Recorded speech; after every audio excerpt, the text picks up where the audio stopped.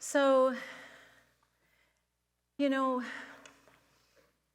when Janet, you were talking about Ernest Holmes and his thoughts about joy, he also says we're born to be happy.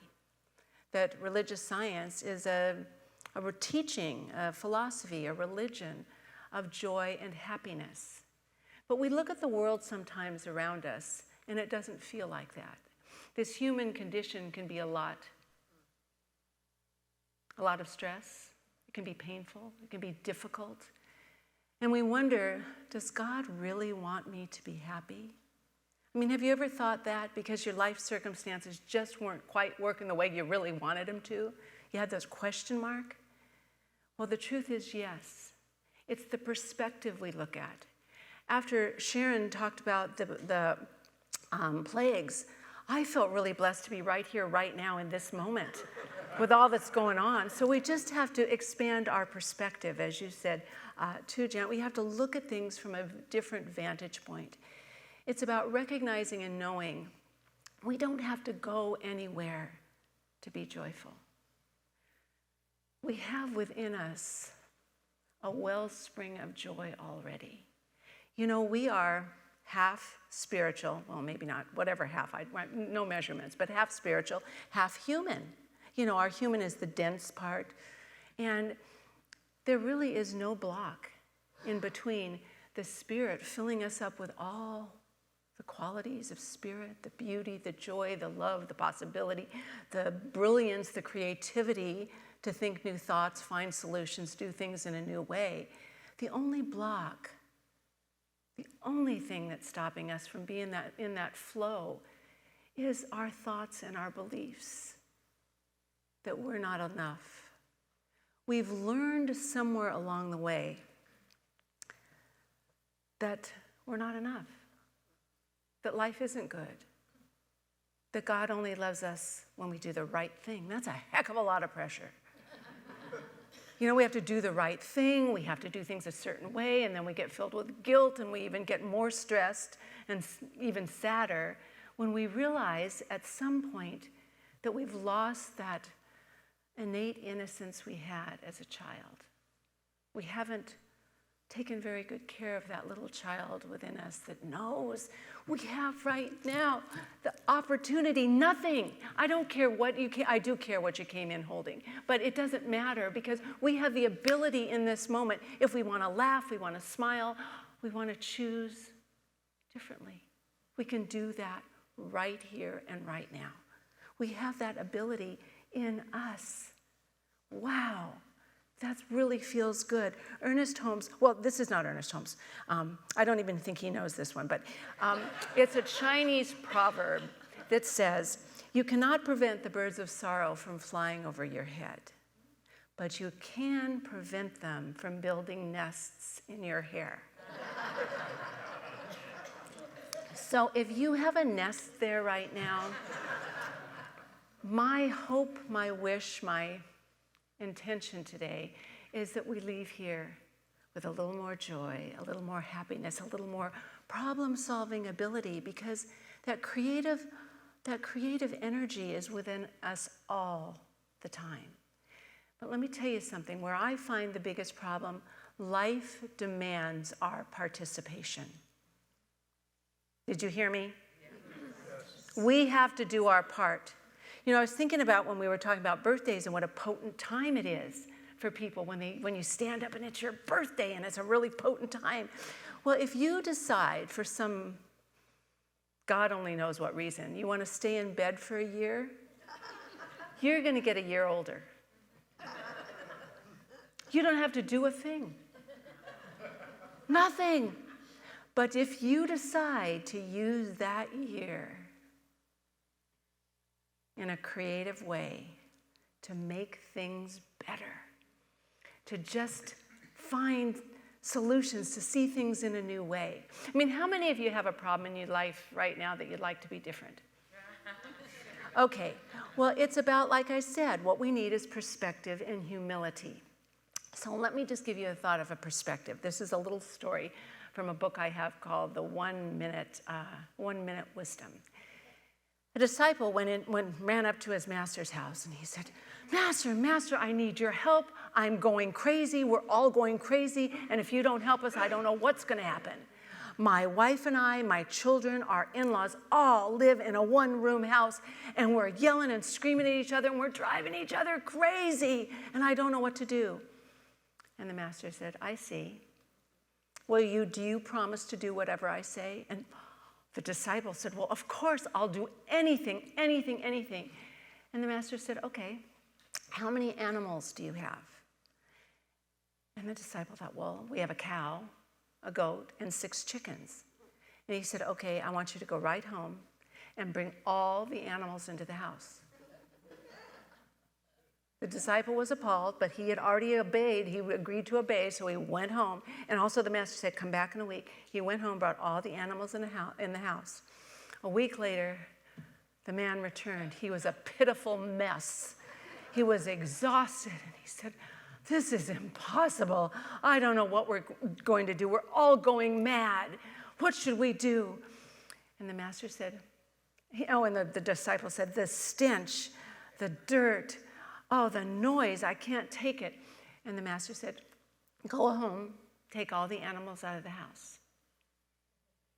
So boy, did that disciple run home, took all the animals out of the house, came back the next day elated, and he said, oh my gosh, we have such a wonderful house. It's clean, it smells good, and it's so roomy. Not like my boyfriend roomy, but roomy, like lots of room. And just changing perspective, just looking at things a little bit differently.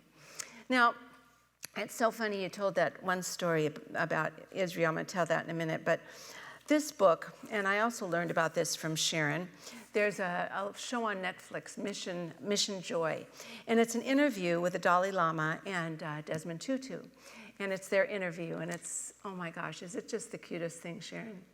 These 2 fellows, both Nobel Peace Prize winners, Desmond Tutu in, I think, 1984 for his work in apartheid, and of course, the Dalai Lama for all his good work, nonviolent work for peace and harmony and beauty in the world in 1989.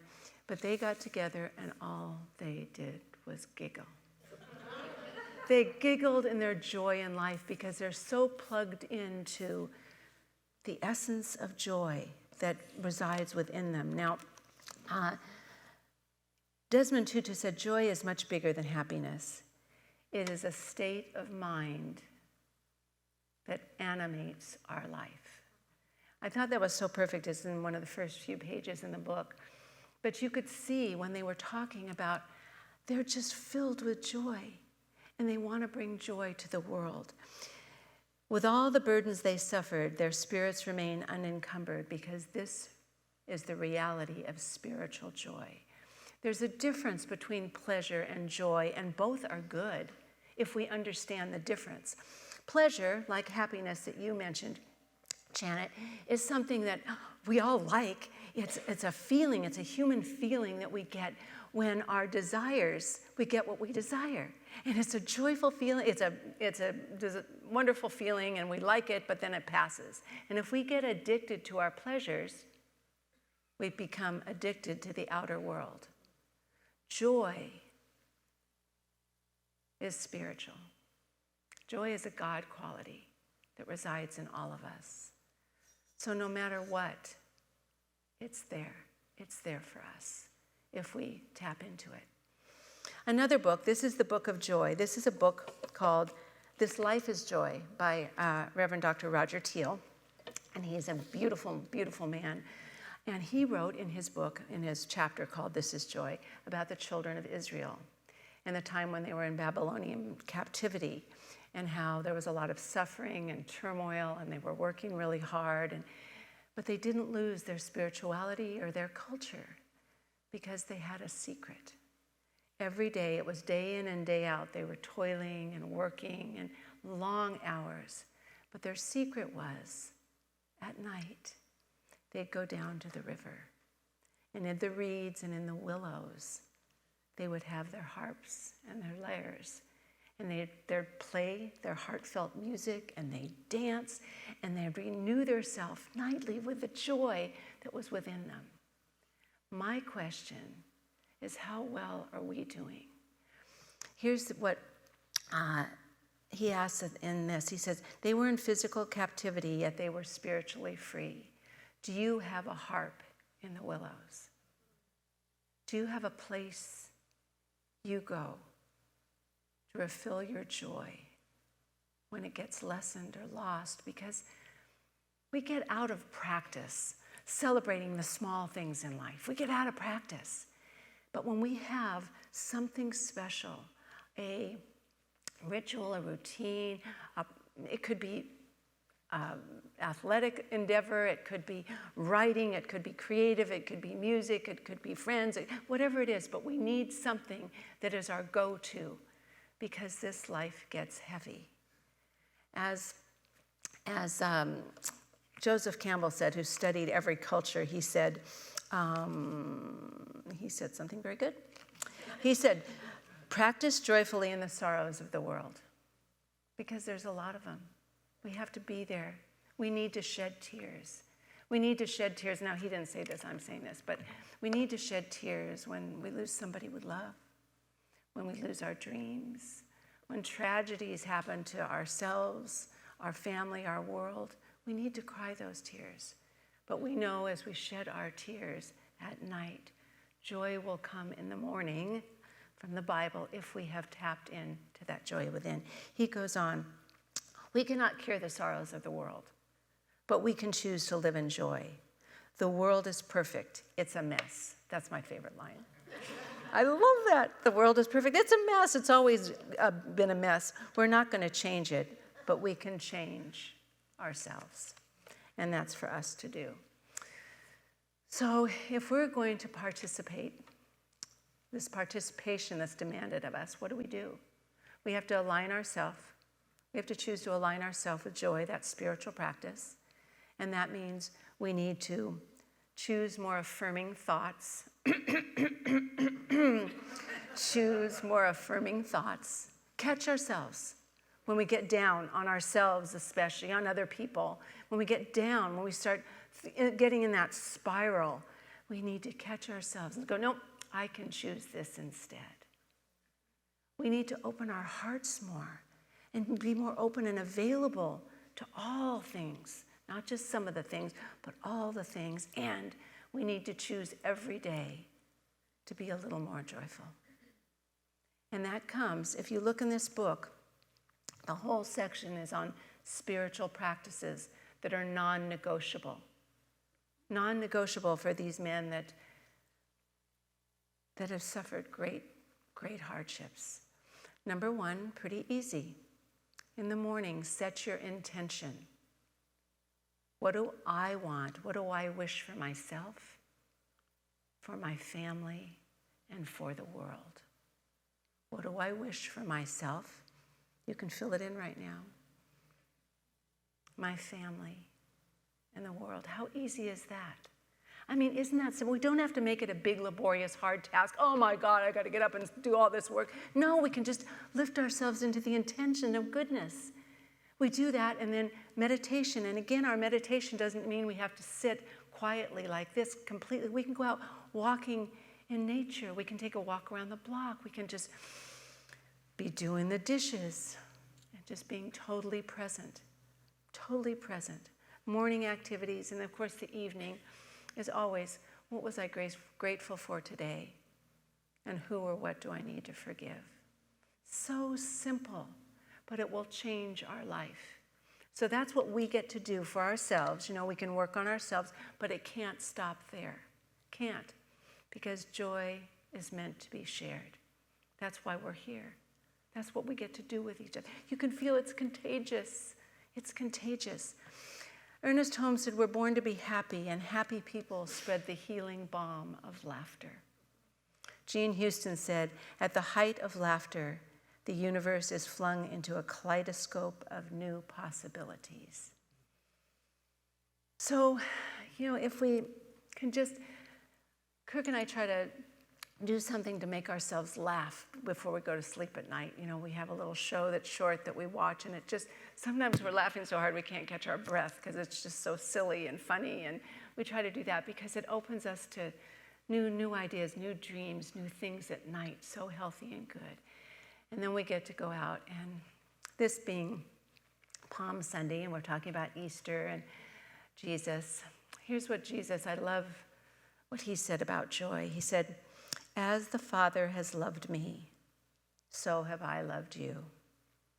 Now remain in my love. Remain in my love." Just remember that love. "I have told you this so that my joy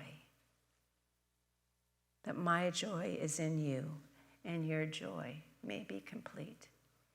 My only commandment is love each other as I have loved you." How perfect is that? We started with that beautiful little song, I love you, that just, it's all wakes us up, you know, it's beautiful, and we get to think about that. So I want you to take a nice stand right now. I want you to stand up. Be joyful, be joyful. I lost my note here. Okay. So I want you to, I'm going to say a sentence, and then I want you to personalize it on your own. I'll tell you. There is a laughter of God, let's laugh it. And you get to say, there's a laughter of God, I choose to laugh it. There's a laughter of God, me first, okay? Me first. That's what the Dalai Lama said. We've got to get over our self-centeredness, so I just goofed on that one. But there's a laughter of God, let's laugh it. That's right. There's a song of the universe, let's sing it.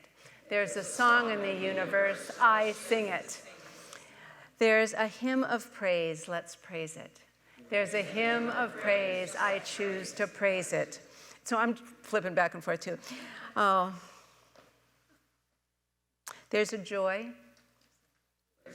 There's a beauty. There's a deep, abiding peace. And just say, that's me.